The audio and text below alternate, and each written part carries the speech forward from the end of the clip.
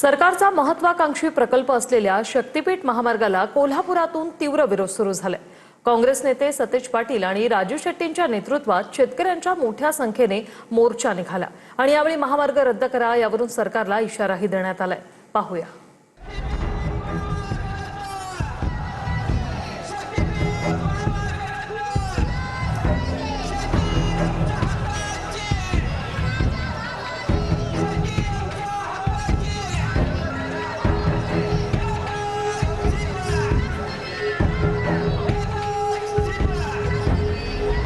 कोल्हापूर शक्तीपीठ महामार्गाच्या विरोधात भव्य मोर्चा निघाला। खासदार शाहू छत्रपती, सतेज पाटील, राजू शेट्टींच्या नेतृत्वात मोठ्या प्रमाणात शेतकरी या मोर्चात सहभागी झाले। कोल्हापुरातल्या दसरा चौकापासून ते जिल्हाधिकारी कार्यालयापर्यंत हा मोर्चा निघाला आणि हा मोर्चा संपल्यानंतर शक्तीपीठ महामार्गावरून सतेज पाटील आणि राजू शेट्टींनी सरकारला इशारा दिला। आमचा आजचा मोर्चा शांततेने आहे। आम्ही या ठिकाणी कुठलाही आगाऊपणा या ठिकाणी करणार नाही। एक रेडा आलाय तो त्याचा तो आलाय, आम्ही काय आणलेला नाही। आमचा संयम तोडू देऊ नका। जर मोजणीला या कोल्हापूर जिल्ह्यामध्ये या 12 जिल्ह्यामध्ये आलं तर जशास तसं उत्तर देण्याची भूमिका आमची या ठिकाणी राहील। मग भले किती संघर्ष करायला लागू दे, आम्ही या ठिकाणी गप बसणार नाही। एक लक्षात ठेवा, हा कोल्हापूर जिल्हा आहे। महाराष्ट्रातला पहिला खाजगीकरणातला रस्ता शिरोळला झाला। महाराष्ट्रातला पहिला टोल शिरोळला झाला, जयसिंगपूरला। पळवून लावणारी माणसं आम्ही आहे टोलला। त्याच्यानंतर कोल्हापूरचा टोल पळवून लावलेली माणसं आहे। त्याच्या आधी महादेवाच्या कृपेनं एक तावडे हॉटेलला एक टोल झाला होता, फोडलेली माणसं आम्ही आहे।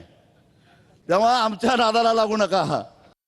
विरोधाला विरोध असू नये। शक्तीपीठाच्या बाबतीमध्ये मुख्यमंत्र्यांची आणि उपमुख्यमंत्र्यांची भूमिका ही अतिशय स्पष्ट आहे की शेतकऱ्यांना विश्वासात घेऊन, शेतकऱ्यांशी चर्चा करून, शेतकऱ्यांशी संवाद साधून शक्तीपीठ आपल्याला पुढे न्यायचं आहे।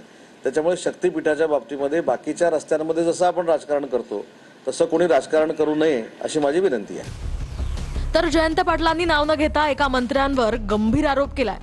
आधीच जमीन खरेदी करून ठेवलेल्या मंत्र्यानं महामार्ग आपल्या गावाकडून वळवल्याचा आरोप जयंत पाटलांनी केलाय।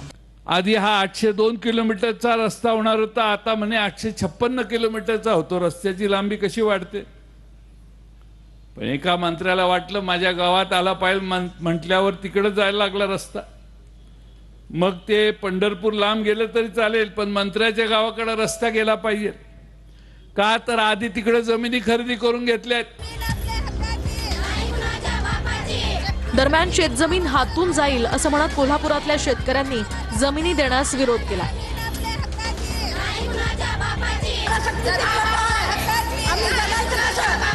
सांगलीच्या खानापूर तालुक्यात सुद्धा शक्तीपीठ महामार्गाच्या ड्रोन सर्वेला शेतकऱ्यांनी विरोध दर्शवला आणि शक्तीपीठ महामार्ग रद्द करण्याच्या घोषणाही दिल्यात। तर दुसरीकडे सोलापुरातल्या अरण गावातील शेतकऱ्यांनी मात्र 5 पट दर दिल्यास जमिनी देण्याची तयारी दर्शवली आहे। आमचं काय म्हणणं आहे की बाबा, बाजारभावाप्रमाणे या ठिकाणी जेवढ्या किमती आहेत त्याप्रमाणे आमच्या जमिनीला त्याच्या 5 पट रक्कम सरकारनं द्यावी। घरं गेलेली आहेत किंवा सगळ्याच जमिनी गेलेल्या आहेत, अशा सगळ्यांना त्यांचं पुनर्वसन करून त्यांना व्यवस्थित अशा प्रकारचं जीवन पुढच्या काळामध्ये जगण्यात यावं अशा प्रकारची तरतूद सरकारनं करावी आणि त्याप्रमाणे त्याचा मोबदला सरकारने द्यावं। शक्तीपीठ महामार्गाच्या माध्यमातून नागपूर ते गोवा हा रस्ता कनेक्ट करण्याचा प्रयत्न सरकारचा आहे। शक्तीपीठ महामार्ग हा एकूण 12 जिल्ह्यांमधून जाणार आहे। तब्बल 86,300 कोटींचा खर्च यासाठी प्रस्तावित आहे। वर्ध्याच्या पवनार इथून सुरू होऊन सिंधुदुर्ग जिल्ह्यातल्या बांदापर्यंत हा महामार्ग असेल। वर्धा, यवतमाळ, हिंगोली, नांदेड, परभणी, बीड, लातूर, धाराशिव, सोलापूर, कोल्हापूर, सांगली, सिंधुदुर्ग या जिल्ह्यांमधून शक्तीपीठ महामार्ग जाईल।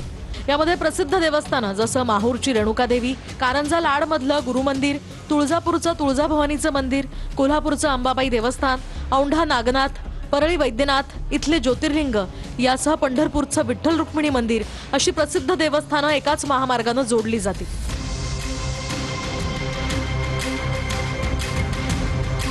मुख्यमंत्री देवेंद्र फडणवीसांचा हा ड्रीम प्रोजेक्ट म्हणून शक्तीपीठ महामार्गाला पाहिलं जात आहे। पण त्यासाठी जमीन अधिग्रहण हा प्रश्न सोडवण्याचं आव्हान सरकारसमोर असेल। भूषण पाटीलसह bureau report, TV9 Marathi, Kolhapur.